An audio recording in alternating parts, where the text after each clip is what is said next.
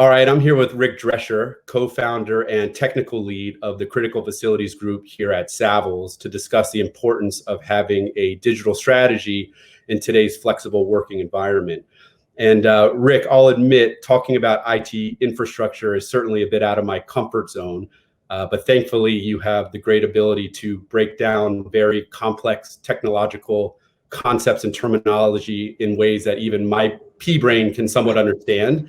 Obviously, every company has had to take a hard look at their IT infrastructure and enterprise solution capabilities in light of the wide-scale remote working going on right now. And your guidance has been paramount through that process. So first, tell us a little bit about yourself and what you do. Sure. So I got into brokerage kind of in a strange way, indirectly. So my background is in IT. When I actually first started at Studley or Savills, when it was originally Julian Studley, I was actually a member of the IT department as a consultant, and then over the years saw the value that there were challenges that tenants were having on the technology side, and how if you brought a little bit of that technology perspective to the real estate selection process and the thought process, that you could actually end up with a better transaction that actually ended up being a facility with the services that met your employees' needs, whether that's back office systems or whether that's your main business is providing services to a third party. So bringing that technical background to the traditionally non-technical real estate conversation for decision making has been the focus of the team. So let's start with the basics. And again, pretend I know very little. Why should tenants of all sizes and scale be focused on their IT infrastructure now more than ever? So the big driver now, obviously, is flexibility. We don't really know exactly when everybody's going to go back to the office, what that normal is going to be. There's obviously a lot of conversation around employees being comfortable with going back. So whether or not the laws in the states and the employers bring them back, there may be situations where the employees themselves feel more comfortable staying remote. And that flexibility of being able to allow those employees to be productive wherever they are is not a solution that you get to by accident. It's something that you really have to think about. So that the concerns range from supplying. For example, you might want to be rolling something out to your people at home, like a actual physical phone desk, desk phone rather, like they have in the office, so that they can operate using their main number without skipping a beat. And how do you do that? Do you do it yourself? Do you partner with people? And that goes across the board. It goes from law firm clients to video game clients to very much more traditional things. And really what it comes down to is understanding what the business needs and what those employees need, and then matching those technology needs up with the real estate strategy. So you've been at Savills, then Studley, for 15 plus years now. How have the business needs and IT infrastructure's relationship with those business needs evolved from when you first started to where we are today? So I think the first thing is just the sheer number of choices. Just like consumer electronics and consumer technology services, there are so many different options out there for doing things as simple as file sharing, Dropbox, Box, running your own file server, using Google Drive, and understanding what those things mean. And those are just basic services. Then there's how do we make our phone systems work wherever our people are? How do we make this type of technology happen? Video conferencing, and the reality of it is, like I said, is understanding the technology aspect going into the real estate selection is in just another area of information that's informing the decision. And I think the biggest thing right now that's changing has been companies are really looking at what the flexible options are, where flexibility actually ends up becoming a checkbox, if you will, on the selection for new technologies. And can this morph from what we need it to do today to what we might need it to do tomorrow? And not necessarily, and not overcommitting. That's a big thing.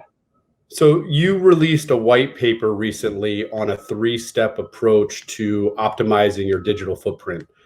Take me through that and how it applies in today's environment. Sure. So I think the one thing that everybody kind of, and this is across industries and across organizations of all sizes and complexities, is they don't necessarily have a great handle on their current state. So the same way we would go into a office type transaction and understanding, how many people does the space support, how many square feet per person are we giving people based on their roles, common area space. Those types of things inform the space decision. And what we're basically seeing is, without starting off with that first piece of understanding exactly what you have and then measuring how that's working for you, you end up kind of missing a lot. And a lot of companies, because they're trying to move fast, are trying in some ways to shortcut the process of doing that current state. But without having that understanding of what you're starting with, it's a tough one. The second part of it is then taking that information that you've collected and understanding what those systems are, who's using them, and are they actually doing what you want them to do? And that can be, are they technically performing properly? Are they coming in at a price point that makes sense financially for the company? And then operationally, are they supporting the workforce, whether those people are at home, in a satellite office, or back at a larger office footprint? And then lastly, it's measuring out and ultimately executing on things that are going to both short-term improve your business operations, whether, again, that could be a technical improvement, an operational improvement, a financial improvement, and then understanding what the possible potential outcomes are. And I think because of this large work from home experience that everybody's been having, the remote worker ends up becoming a much bigger decision point, and their experience with that technology becomes a much bigger experience or a much bigger point in the decision making than it might have been when only a small part of the workforce was remote. So, for example, security. John, when you're in our offices at Savills, there's multiple levels of security between your computer and the internet to make sure that nothing, bad comes through, or at least tries to prevent that. Well, all of a sudden, instead of 100 people in one building and having one single point to monitor for that security, now you've got 550 people at their house. And yes, they are using a corporate issued laptop, but it's not the same level of security at the network level. So security has been one of the big conversations that we've been having with clients, and how they can leverage things they already have in a way that still supports a remote workforce. Makes sense. Now, naturally, many companies are evaluating the real estate footprint right now. Some companies with large portfolios are looking to consolidate to cut costs. And conversely, companies with a large corporate headquarters are evaluating opening up satellite offices to better accommodate employees from different locations and minimizing commutes. What are some of the IT considerations tenants may face when exploring either a wide-scale consolidation or a expansion?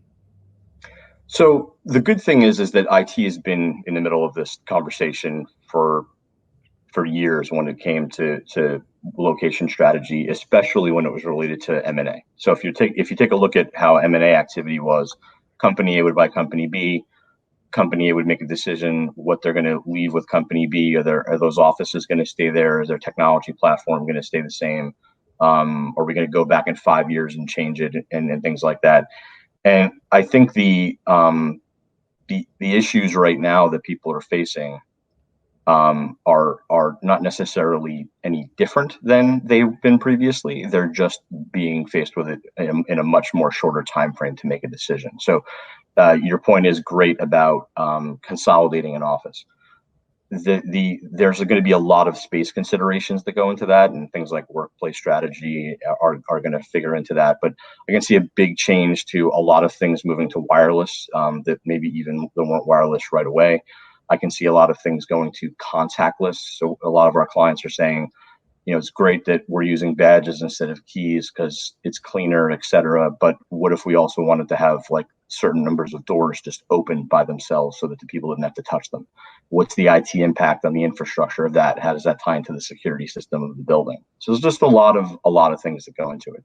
And then the satellite office consideration comes down to, how many people are going to be there, what services are going to be supported, and then making sure that you're going to a building that actually has the underlying technical infrastructure to support that, with the biggest piece probably being connectivity. Making sure that your employees can get to the corporate resources, whether those are run by the company inside of the company, or whether they're in the cloud with one of the big cloud providers. It's just a matter of making sure that you have reliable, reliable connectivity that works for you wherever, however your space strategy lays out. So I sit here in Washington, and the greater DC metro region, particularly in Northern Virginia, has seen an explosion of data centers over the past decade. I think I read the other week that there's over 100 data centers totaling over 10 million square feet in Northern Virginia. What's driving this growth, particularly in this region, and where do you see it evolving in the future? So Northern Virginia has been a hotbed for a number of reasons. A lot of the core things that you look at when you're looking for a data center: reliable power, a good, relatively safe environmental conditions, fiber optics. A lot of the fiber that runs from, Boston all the way through down to Atlanta eventually, or even further west, and even north up to Chicago, runs through Northern Virginia. That's not a accident. A lot of it's obviously from government influence in the area. But the big thing about being in Northern Virginia right now, or the tenant demand, has mostly been hyperscale users. And what we mean by hyperscale users are tenants inside of data centers that are taking down enormous amounts of space. And more importantly than space is the power that comes with it. So a lot of the drivers in, say, 2018 were, Amazon, Google, Microsoft, Facebook going in and taking down massive pieces of data center, whether they were leasing them from somebody or where they were buying them themselves and developing them. That activity got a little bit slower in 2019 because they had inventory from 2018, but now we're starting to see with the acceleration of digital transformation based on the pandemic, that some of those providers are actually starting to run out of capacity, or are going through their capacity faster than they would have normally. Perfect example, a few weeks ago, the CEO of Microsoft came out and said that they've seen 2 years of digital transformation in 2 months. So that obviously translates back to a real estate inventory strategy, and they've got to get ahead of that to make sure that there's never a situation where a client can't, use the services that they're paying for. Speaking of Microsoft, they just announced a lease for 400,000 square feet of their office operations in Northern Virginia and Reston, and they're out for another 125,000 square feet in Northern Virginia too. So clearly, not only is data driving them to the area, but a lot of their office operations needs as well. That's just one example of the large tech users circling in our area.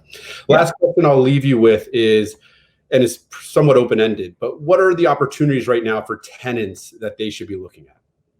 Well, I think the thing at this point, we've all been doing this for longer than any of us have really wanted to do this, and people have gotten comfortable with a lot of the technology. So I think optimizing what companies already have is important, especially in the short term, understanding contract obligations and whether or not those contracts make sense from a financial perspective, or is there an alternative out there that we should be using based on some behavioral changes that we've noticed in our workforce from people being, working from home. But I think the bigger opportunity is understanding that there is going to be a change, and maybe this is a weird way to call it an opportunity, but making decisions right now that are going to be long-term things like 3 or 5 year types of commitments is probably not the greatest idea, because we don't really know where this is going to pan out. So I think the one thing to do, if you're, and this is not to be overly prescriptive, is simply take your time, make sure that you're planning for what your new normal may look like. And maybe the killer function or the killer app for the next few months is going to be contract flexibility. Knowing that you're just kind of like a short-term lease, maybe you want to get in and try out a technology, but don't want to sign up for a 3-year contract. So I think flexibility is a big one. I also think that understanding that there's going to be a accelerated shift to cloud computing. So one of the things that I was talking to a client about the other day was they run their own data centers.